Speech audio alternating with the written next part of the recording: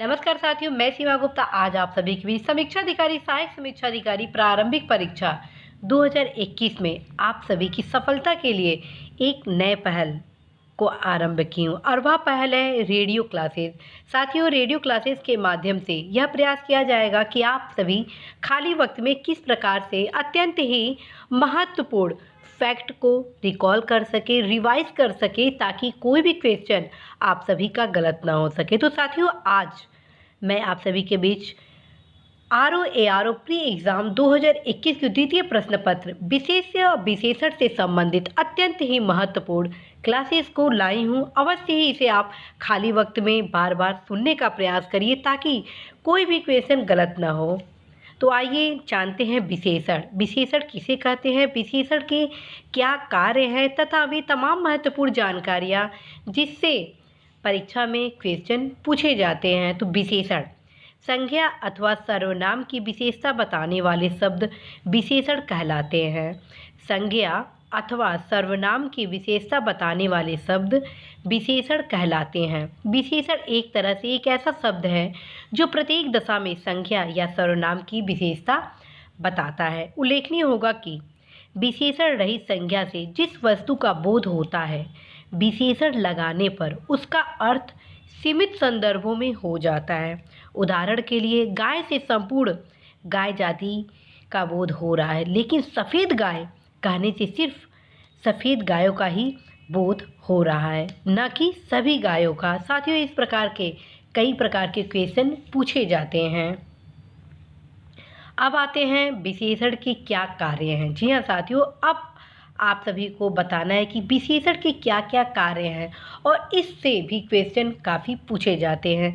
तो विशेषण के कार्य: किसी वस्तु अथवा व्यक्ति की विशेषता बतलाना। किसी वस्तु अथवा व्यक्ति की विशेषता को भी बताता है विशेषण। जैसे सफ़ेद गाय दौड़ रही है, विशेषण इसमें क्या हो गया, सफ़ेद गाय। ठीक है। दूसरा कार्य देखिए, किसी वस्तु अथवा व्यक्ति की हीनता बतलाना। अर्थात पहले में मैं आपको बताई विशेषता बताना, दूसरे में हीनता। हीनता अर्थात चोर को मत दौड़ने दो, विशेषण इसमें क्या है, चोर हीनता को बता रहा है। तीसरा जो कार्य है वह है किसी वस्तु अथवा व्यक्ति के अर्थ को सीमित करना। अर्थात पढ़ते युवा, इसमें केवल पढ़ते हुए युवा के संबंध में बताया गया है। नेक्स्ट है किसी वस्तु अथवा व्यक्ति के संख्या का बोध कराता है। विशेषण किसी वस्तु अथवा व्यक्ति के संख्या का बोध कराता है, जैसे 15 आदमी। नेक्स्ट, किसी वस्तु अथवा व्यक्ति की मात्रा का बोध कराता है, अर्थात 10 किलो संतरा। इसमें 10 किलो जो है वो मात्रा का बोध कराता है। ठीक है। तो इस प्रकार से आपने जाना कि विशेषण के कार्य। एक बार और कार्य देखिए। विशेषण किसी वस्तु व्यक्ति की विशेषता बताता है। विशेषण किसी वस्तु अथवा व्यक्ति की हीनता बताता है। विशेषण किसी वस्तु अथवा व्यक्ति के अर्थ को सीमित करता है। विशेषण किसी वस्तु अथवा व्यक्ति के संख्या का बोध कराता है। विशेषण किसी वस्तु अथवा व्यक्ति की मात्रा का बोध कराता है। अब साथियों, आप सभी के बीच मैं विशेषण के मुख्य भेद से आप सभी को अवगत कराऊंगी। साथियों, इस प्रकार के प्रश्न भी कई बार पूछे जाते हैं, इसलिए आप सभी अवश्य ही विशेषण के जो मुख्य भेद है, प्रकार हैं, उससे भी आप सभी अवश्य ही अवगत रहे। तो पहला है भेद संख्यावाचक विशेषण, दूसरा गुणवाचक विशेषण, तीसरा है सार्वनामिक या संकेतवाचक, और जो चौथा विशेषण है साथी वो है परिमाणवाचक। 4 इसके भेद हैं। पहला संख्यावाचक, दूसरा गुणवाचक, तीसरा सार्वनामिक संकेतवाचक, चौथा जो है वह है परिमाणवाचक। अब आते हैं इसके उपभेद। संख्यावाचक के 2 हैं, निश्चित संख्यावाचक और अनिश्चित संख्यावाचक। और निश्चित संख्यावाचक विशेषण के भी कई उपभेद हैं, जैसे गणनावाचक, क्रमवाचक, आवृत्तिवाचक, समुदायवाचक, प्रत्येकवाचक। और गणनावाचक का भी उपभेद है, पूर्णबोधक और अपूर्णांक बोधक। अब आते हैं सार्वनामिक विशेषण के उपभेद, मौलिक सार्वनामिक, यौगिक सार्वनामिक। अब आते हैं परिमाणवाचक, निश्चित परिमाणवाचक, अनिश्चित परिमाणवाचक। तो साथियों, आप सभी जाने कि विशेषण के मुख्य भेद क्या हैं। अब आते हैं विशेषण, संख्यावाचक विशेषण और अन्य जो विशेषण हैं उनके बारे में जानते हैं, क्योंकि इस प्रकार से भी क्वेश्चन पूछे जाते हैं। तो संख्यावाचक विशेषण होता क्या है? वस्तुओं की संख्या का जिससे बोध हो उसे हम संख्यावाचक विशेषण कहते हैं। जी हाँ साथियों, वस्तुओं की संख्या का जिससे बोध हो उसे संख्यावाचक विशेषण कहते हैं। जैसे 5 लड़कियाँ, 3 लोग। ठीक है। अब आते हैं निश्चित संख्यावाचक विशेषण के प्रकार। ठीक है। निश्चित संख्यावाचक विशेषण के 5 प्रकार हैं। पहला, गणनावाचक, जो वस्तुओं की गणना बताए, जैसे 12 केला। ठीक है। पूर्णबोधक, अपूर्णांक बोधक इसके उपभेद हैं। ठीक है। अब आइए क्रमवाचक, क्रम के अनुसार गणना का बोध कराए, जैसे दूसरी लड़की, चौथा लड़का, तीसरा आम, पांचवा केला। ठीक है। अब आइए आवृत्ति वाचक विशेषण, एक वस्तु से दूसरी वस्तु से आधिक्य का अनुपात बताए, जैसे दुगुना बुद्धि दुगनी कमाई। समुदायवाचक विशेषण, ऐसा विशेषण जो हमें संख्या के समुदाय का बोध कराता है, जैसे तीनों महिलाएं, तीनों कवित्री आदि। प्रतीकवाचक विशेषण, प्रतीकवाचक विशेषण हमें अनेक वस्तुओं में से हर एक का बोध कराता है, जैसे प्रतीक अध्यापक, प्रतीक विद्यार्थी, प्रतीक चोर। अनिश्चित संख्यावाचक, इन विशेषणों से वस्तु की निश्चित संख्या ज्ञात नहीं होती है, जैसे कुछ लोग ज़्यादा चीनी। अब आते हैं दूसरा, गुणवाचक विशेषण, वे विशेषण जिनसे पदार्थों के गुण, आकार, रंग, अवस्था, दशा, रूप आदि का बोध हो, उसे गुणवाचक विशेषण कहते हैं। उदाहरण, चौड़ा, लंबा, तिकोना, गोल, दुबला, पतला, मोटा, ढीला, ताजा, सरीखा। इस प्रकार से आप गुणवाचक विशेषण की विभिन्न विशेषता को सुने। अब आते हैं नेक्स्ट गुणवाचक विशेषण के संबंध में ही। आसमानी, हरा, गुलाबी, पीला, लाल, सफ़ेद, काला, इस प्रकार से विशेषण के रंगों के विशेषताओं को बता रहा है। बाहरी, ऊपरी, ये भी विशेषता बता रहा है। सरल, दुष्ट, कुटिल, भला, बुरा, पापी, निर्दयी, सुंदर, खराब, कुरूप, नीच, ऊंच और धुंधला, ये जो भी आपको विशेषताएं बताए गए वे आपके गुणवाचक विशेषण के विशेषता हैं। ठीक है। अब आते हैं सार्वनामिक विशेषण। सार्वनामिक विशेषण संकेतवाचक विशेषण भी इसे कहा जाता है। तो पहले जानते हैं सार्वनामिक विशेषण क्या है। ऐसा सर्वनाम जो विशेषण की भांति उपयोग किया जाता है उसे सार्वनामिक संकेतवाचक विशेषण कहते हैं। यदि लड़की हमारे महाविद्यालय में पढ़ती है, यह लड़की हमारे महाविद्यालय में पढ़ती है, यह सार्वनामिक विशेषण संकेतवाचक विशेषण का उदाहरण है। यह लड़की हमारे महाविद्यालय में पढ़ती है, अर्थात यह लड़की। ठीक है। वह आदमी हमारा भाई है, अर्थात किसी एक व्यक्ति को मेंशन किया जा रहा है कि वही हमारा भाई है। यह तथा वह, इसमें सर्वनाम क्रमशः लड़की तथा आदमी की विशेषता बता रहे, अतः यह सार्वनामिक विशेषण हुआ। ठीक है। अब आते हैं परिमाणवाचक विशेषण के बारे में। जिन विशेषण शब्दों में संज्ञा या सर्वनाम की मात्रा अथवा नाप तौल का बोध होता है वे परिमाणवाचक विशेषण कहलाते हैं। परिमाणवाचक विशेषण किसे कहते हैं? जिन विशेषण शब्दों से संज्ञा या सर्वनाम की मात्रा अथवा नाप तौल का बोध होता है वे परिमाणवाचक विशेषण कहलाते हैं। परिमाणवाचक विशेषण दो प्रकार के हैं, निश्चित परिमाणवाचक तथा अनिश्चित परिमाणवाचक। निश्चित परिमाणवाचक विशेषण वे होते हैं जिससे विशेषण शब्दों से वस्तु की निश्चित मात्रा का ज्ञान होता है, जैसे 2 किलो आम, 5 लीटर तेल, 9 मीटर रस्सी इत्यादि। अनिश्चित परिमाणवाचक विशेषण वे होते हैं जिनसे अनिश्चित परिमाणवाचक विशेषण होता है, जैसे थोड़ा सा आटा, कुछ नमक, बहुत सा आम।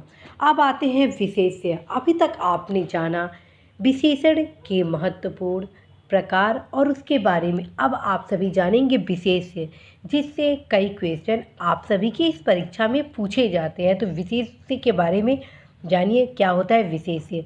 विशेषण द्वारा जिसकी विशेषता बताई जाती है वह विशेष्य कहलाता है। ठीक है, विशेषण द्वारा जिस वस्तु की विशेषता बताई जाती है वह विशेष्य कहलाता है। अर्थात विशेषण जिस संज्ञा की विशेषता बताता है उसे हम विशेष्य कहते हैं। ठीक है, उल्लेखनीय होगा कि विशेषण के प्रयोग से जिस संज्ञा की व्यापकता सीमित होती है अथवा जिस संज्ञा का गुण अथवा धर्म प्रकट होता है उस संज्ञा को वैयाकरण विशेष्य कहते हैं। सफ़ेद गाय दौड़ी, इस वाक्य में सफ़ेद विशेषण और उसकी संख्या गाय क्या है, विशेष्य है। इस प्रकार से आप विशेष्य के बारे में जानें।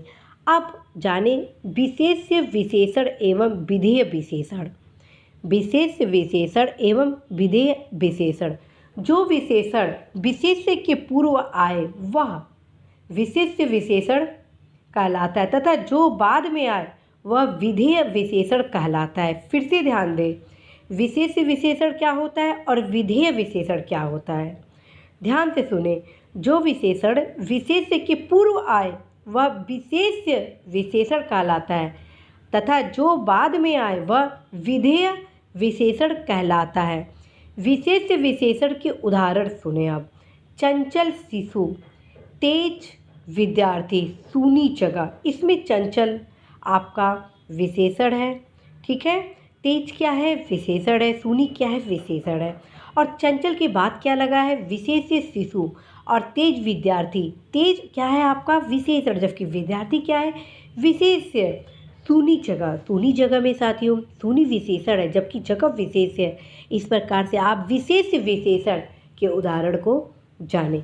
अब आइए विधेय विशेषण का उदाहरण जानें। अर्थात विशेष्य के बाद जो विशेषता प्रकट होती है उसे हम विधेय विशेषण कहते हैं। मेरी गाय सफ़ेद है, अर्थात गाय के बाद विशेषता बताया गया है सफ़ेद का। ठीक है, मेरी पुत्री सुस्त है। ठीक है, तो इस प्रकार से आपने जाना। अब विशेष्य विशेषण से संबंधित कुछ प्रमुख बातों को भी आप जानें जिससे प्रश्न परीक्षा में पूछे जाते हैं। यदि एक ही विशेषण के अनेक विशेष्य हो तो विशेषण के लिंग और वचन समीप वाले विशेष्य के लिंग वचन के अनुसार होंगे। काला चुंदरी और समीज, लंबे पुरुष और नारियां, अच्छे कलम और कागज। ठीक है, ऐसे विशेषण जिससे संज्ञा की व्यापकता सीमित होती है अथवा संज्ञा का गुण अथवा धर्म प्रकट होता है उस संज्ञा को विशेष्य कहा जाता है। जैसे सफ़ेद गाय दौड़ी, इस वाक्य में सफ़ेद विशेषण तथा उसकी संज्ञा गाय विशेष्य है। विशेषण के लिंग और वचन विशेष्य के लिंग और वचन के अनुसार होते हैं, चाहे विशेषण के पहले आए या बाद में आए। एग्जाम्पल देखें, अच्छी छात्रा पढ़ती है, सोनिया भली लड़की है, बड़ा आदमी सुंदर स्वभाव का होता है। अब नेक्स्ट, विशेष्य के साथ विशेषण का प्रयोग दो तरह से होता है। साथियों, विशेष्य के साथ विशेषण का प्रयोग दो तरह से होता है। विशेषण विशेष्य के साथ उसके पहले आता है अथवा विशेष्य के बाद विधेय के साथ रहता है, जो कि मैं पहले आप सभी को बता चुकी। पहली स्थिति में विशेषण को विशेष्य विशेषण कहते हैं और दूसरी स्थिति का विशेषण विधेय विशेषण या पूरक विशेषण कहलाता है। ठीक है, इसमें आप देखेंगे कि जगह विशेष्य है और उसकी विशेषण सूनी है। ठीक है, सूनी जगह में भय लगता है। ठीक है, तो इस प्रकार से आपने जाना कि किस प्रकार से आप इस विशेष्य और विशेषण से रिलेटेड क्वेश्चन को हल कर पाएंगे। अब आते हैं तुलनात्मक विशेषण।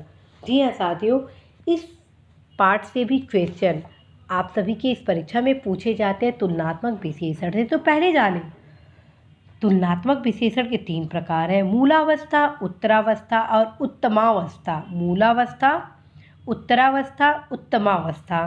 तुलना की दृष्टि से गुणवाचक विशेषण को 3 भाग में बांटा गया। मूलावस्था वह सामान्य अवस्था जिसमें विशेष्य की किसी अन्य के साथ तुलना नहीं की जाती है। सामान्य रूप से विशेषण की विशेषता गुण दोष प्रकट करता है, जैसे सरल, योग्य, महान।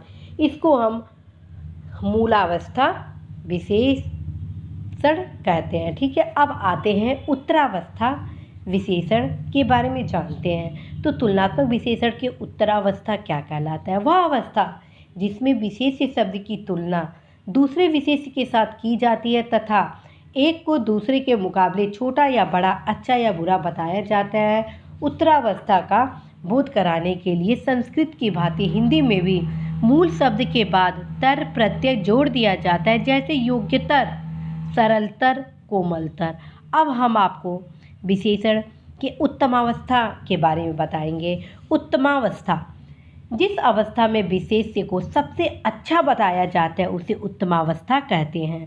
उत्तमावस्था का बोध कराने के लिए मूल शब्द के साथ तम प्रत्यय जोड़ा जाता है, जैसे योग्यतम, सरलतम और कोमलतम। तो इस प्रकार से आपने जाना कि तुलनात्मक विशेषण मूलावस्था, उत्तरावस्था और उत्तमावस्था। अब जानते हैं विशेष विशेषण रचना के बारे में। जी हाँ साथियों, अब मैं आप सभी को अवगत कराऊंगी विशेष विशेषण रचना के बारे में। प्रत्यय लगाने से सृजित ऐसे विशेषण जिसमें हम संज्ञा, सर्वनाम और क्रिया में प्रत्यय लगाकर नए विशेषण की रचना करते हैं। जैसे भूख में प्रत्यय आ लगाते हैं तो भूखा हो जाता है। ध्यान से सुनिए आप, यदि हम भूख में आ की मात्रा लगाते हैं तो भूखा हो जाएगा, अब वो हो जाएगा आपका विशेषण। गुड़ संज्ञा जो शब्द है, गुड़ जो कि संज्ञा है उसमें वती लग जाएगा तो वो हो जाएगा विशेषण गुणवती। क्रिया जो कि एक संज्ञा है उसमें यदि सील प्रत्यय लगा दिया जाए तो क्रियाशील बन जाएगा, वो हो जाएगा आपका विशेषण। इसी प्रकार से प्यार जो कि संज्ञा है उसमें आ की मात्रा लगा देते हैं तो प्यारा बन जाता है। और प्यास जो कि संज्ञा है इसमें आ की मात्रा लगाते हैं तो प्यासा विशेषण बन जाता है। बंगाल में ई की, बड़ी ई की मात्रा अर्थात प्रत्यय लगाते हैं तो बंगाली हो जाता है और ऐसे बन जाता है विशेषण। इसी प्रकार से साथियों सुख में यदि हम बड़ी ई की मात्रा लगाते हैं तो वो बन जाता है विशेषण सुखी। और शक्ति में मान लगा देते हैं प्रत्यय तो शक्तिमान बन जाएगा। ऐसे ही साथियों बुद्धि में यदि हम प्रत्यय मान लगाते हैं तो विशेषण तैयार होता है आपका बुद्धिमान। इसी प्रकार साथियों बल में आपका प्रत्यय वान लगेगा तो बलवान बनेगा। अब आते हैं संज्ञा शब्द के ही अन्य महत्वपूर्ण विशेषण। तो धन जो है जिसमें यदि हम प्रत्यय वान लगाते हैं तो विशेषण आपका धनवान होगा। चमक जो कि संज्ञा शब्द है इसमें हम ईला प्रत्यय लगाते हैं तो चमकीला बन जाएगा और इस प्रकार ये विशेषण बन जाएगा। दया में आलू प्रत्यय लगाते हैं तो विशेषण बनेगा दयालु। ऐसे ही रंग में हम प्रत्यय ईन लगाते हैं तो विशेषण बनता है रंगीन। कुल में हम ईन प्रत्यय लगाते हैं तो विशेषण बनेगा कुलीन। ऐसे ही साथियों पीड़ा में इत प्रत्यय लगाते हैं तो पीड़ित विशेषण बनेगा। ठीक है, सुख में बड़ी ई की प्रत्यय लगाते हैं तो सुखी बनेगा। रोग में ई लगाते हैं तो रोगी हो जाएगा। रूस में ई लगाते हैं तो रूसी बन जाएगा। मुंबई में ईया लगाते हैं तो मुंबईया बन जाता है। इस प्रकार साथियों अर्थ में प्रत्यय इक लगाते हैं तो विशेषण बन जाएगा आर्थिक। तो इस प्रकार से साथियों आपको मैं तमाम महत्वपूर्ण संज्ञा शब्द में प्रत्यय जोड़कर विशेषण बनाना बताई। अब मैं आपको सर्वनाम के वे शब्द बताने वाली हूँ जिसमें हम प्रत्यय शब्दों को लगाकर विशेषण बनाएंगे। तो मैं, तुम, हम, आप, सब, तू, जो, यह, वह, ये सब आपके सर्वनाम हैं और इसमें कुछ प्रत्यय के शब्द लग जाते हैं तो वो विशेषण बन जाते हैं। जैसे मैं में प्रत्यय रा लगा देते हैं तो मेरा बन जाता है। इसी प्रकार सर्वनाम तुम में रा प्रत्यय लगता है तो तुम्हारा हो जाएगा, इस प्रकार विशेषण बन जाएगा। हम में रा लगा रहे हैं तो हमारा होगा, आप में ना लगेगा तो अपना हो जाएगा। आप और का में का प्रत्यय लगा देते हैं तो आपका हो जाएगा। सब में का प्रत्यय लगाते हैं तो सबका हो जाएगा। तू में, तू जो कि एक सर्वनाम है उसमें प्रत्यय रा लगाते हैं तो विशेषण तेरा बन जाएगा। इसी प्रकार साथियों जो सर्वनाम में हम का प्रत्यय लगाते हैं तो जिसका बनता है वो बनता है विशेषण हो जाता है। वह में यदि हम प्रत्यय का जोड़ देते हैं तो उसका हो जाएगा। अब आते हैं क्रिया। अभी आपको मैं बताई संज्ञा, फिर बताई सर्वनाम। अब मैं आप सभी के बीच क्रिया से संबंधित महत्वपूर्ण शब्दों को ला रही हूँ जिसमें कुछ महत्वपूर्ण प्रत्यय लगाने से आप विशेषण में उसको बदल सकते हैं। इस प्रकार के क्वेश्चन प्राय परीक्षा में पूछे जाते हैं। जैसे साथियों तैरना की एक क्रिया है, इसमें हम आक लगा देते हैं प्रत्यय तो वो हो जाएगा तैराक। इसी प्रकार खेलना जो कि क्रिया है, इसमें प्रत्यय आड़ी लग जाता है तो बन जाता है खिलाड़ी, और इस प्रकार से खेलना खिलाड़ी में कन्वर्ट होकर एक विशेषण का रूप बन जाता है। भूलना जो कि क्रिया है, उसमें अक्कड़ प्रत्यय लगाते हैं तो वो हो जाएगा भुलक्कड़, और इस प्रकार भूलना का विशेषण हो गया भुलक्कड़। टिकना में आव लगा देते हैं तो टिकाऊ बन जाता है। इस प्रकार से साथियों टिकना क्रिया का विशेषण हो गया टिकाऊ। कमाना जो कि क्रिया है, उसमें आव लगा देते हो तो आप विशेषण बना देंगे इसमें कमाओ। लुटना में आ लगा देते हैं तो लुटा। उठना में आ प्रत्यय लगाते हैं तो उठा। तो इस प्रकार से साथियों आप संज्ञा, सर्वनाम और क्रिया के भी महत्वपूर्ण शब्दों के बारे में जाने, जिसमें कुछ प्रत्यय शब्द लगाने से आप कैसे उसको विशेषण में बदलते हैं। साथियों अगले क्लास में आप सभी के बीच विशेष से विशेषण से संबंधित अत्यंत ही महत्वपूर्ण उदाहरण आप सभी के बीच लाए जाने हैं, आप सभी को सुनाए जाने हैं, ताकि आप सभी कोई भी क्वेश्चन गलत ना कर से। अगली क्लास में आप सभी को बताया जाएगा कि किस प्रकार से अग्नि विशेष्य का विशेषण आग्नेय है, अपमान विशेष्य का विशेषण आपका अपमानित है, अनुराग विशेष्य का विशेषण अनुरक्त है। साथियों अवश्य ही इस क्लास को एक बार नहीं कम से कम 2 से 3 बार खाली वक्त में सुनते रहेंगे। जब आप चाय पी रहे हैं, नाश्ता कर रहे हैं, भोजन कर रहे हैं, ब्रश कर रहे हैं, उस दौरान इस रेडियो क्लासेस को आप बार बार सुनेंगे, ताकि आप 100 में 100% क्वेश्चन हिंदी का सही करें। साथियों आप टारगेट बनाइए 100% सही क्वेश्चन करने को। यदि आप 100% अपनी तैयारी को देंगे द्वितीय प्रश्न पत्र के लिए, तो निश्चित रूप से साथियों सफलता आपके बेहद करीब होगी। आप सभी के सफलता के लिए मैं आज आप सभी के लिए एक नया पहल शुरू की हूँ। चूँकि मैं स्वयं रेडियो क्लासेस, ऑडियो क्लासेस को अपने खाली वक्त में बराबर सुनती रहती थी, ताकि अपने उस खाली वक्त का भी मैं सदुपयोग कर सकूं अपने अध्ययन को और भी मजबूत करने को। और साथियों उसका परिणाम रहा कि न सिर्फ मैं इस परीक्षा में सफल हुई बल्कि टॉप भी की। तो साथियों अगले टॉपर आप बने, इसलिए आप अपने खाली समय में भी अपने खाली समय को कैसे गुणात्मक मात्रात्मक रूप से संवर्धित करके अपने लक्ष्य को आगे बढ़ाए, अपने सपने को साकार कर सके, अपने लक्ष्य को पूरा कर सके। आप सभी के सफलता के लिए मैं सीमा गुप्ता इस नए पहल रेडियो क्लासेस को लाई हूँ। जरूर सुनिएगा। कैसा आप सभी को क्लासेस लगा अवश्य बताइएगा, और जो भी समस्या हो आप अवश्य अवगत कराएंगे। साथियों ऑलरेडी मेरे द्वारा इन सभी क्लासेस को आप सभी तक क्लासेस के माध्यम से लाया जा चुका है। आप अवश्य ही लिखित रूप से इस क्लासेस को देखना चाहते हैं तो आप अवश्य ही प्लेलिस्ट में जाइए, विशेष विशेषण से रिलेटेड अपनी क्लास को करें। और अगले क्लास में मैं आप सभी को विशेष विशेषण से संबंधित वे तमाम महत्वपूर्ण फैक्ट बताने वाली हूँ, जो कि आप सभी के परीक्षा के दृष्टिगत अत्यंत ही महत्वपूर्ण है। नमस्कार।